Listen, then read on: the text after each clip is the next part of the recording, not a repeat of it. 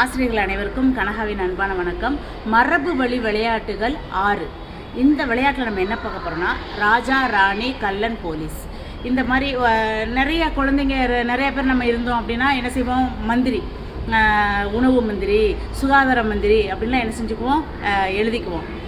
இது என்ன பண்ணுவோம், சீட்டு குலுக்கி போட்டு ராஜா அப்படின்னா 10,000, ராணி 5,000, மந்திரிக்கெலாம் 2,000, போலீஸுக்கு 1000, திருடனுக்கு 0.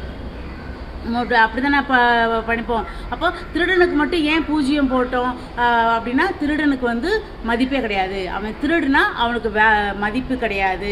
எல்லாருக்கும் முன்னாடி அவன் அவமானப்பட்டு நிற்பான். போலீஸ் அவனை பிடிச்சி கொண்டு போயிடும் அப்படிங்கிற ஒரு நிலைப்பாடு நமக்கு இந்த விளையாட்டு மூலமாக தெரிஞ்சது. சரிங்களா? இந்த விளையாட்டு நம்ம விளையாடும் போது நமக்கு 5 முதல் 7 வயசு வரைக்கும் நம்ம இந்த விளையாட்டை விளையாண்டோம்.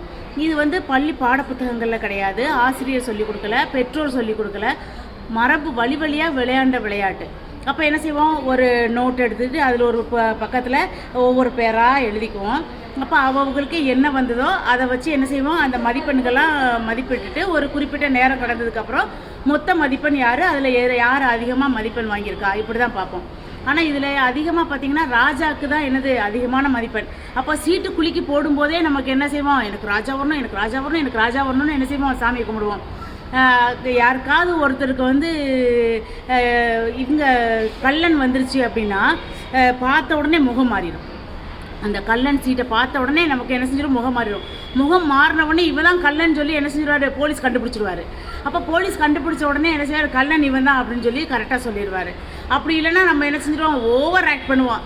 என்னமோ நம்ம சீட்டு ராஜா வந்த மாதிரி நமக்கு வந்திருக்கிறது என்னது, கள்ளன் வந்திருக்கும், ஆனால் நம்ம ராஜா வந்திருக்கிற மாதிரி என்ன செஞ்சிடுவோம், நிறையா அதிகமாக சைகையெல்லாம் காமிச்சிட்ருப்போம்.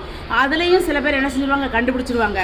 அப்போ நம்ம இயல்பாக இருக்கணும் அப்படிங்கிறதையும் நமக்கு இந்த விளையாட்டு காமிச்சு கொடுத்தது.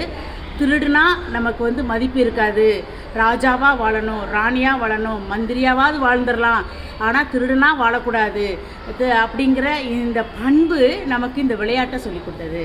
திருடுனா மதிப்பு இருக்காது அப்படிங்கிற இந்த பண்பு நமக்கு இந்த விளையாட்டில் சொல்லி கொடுத்தது.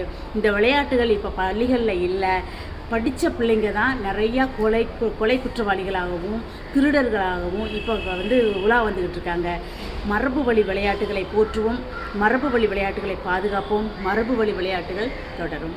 நன்றி.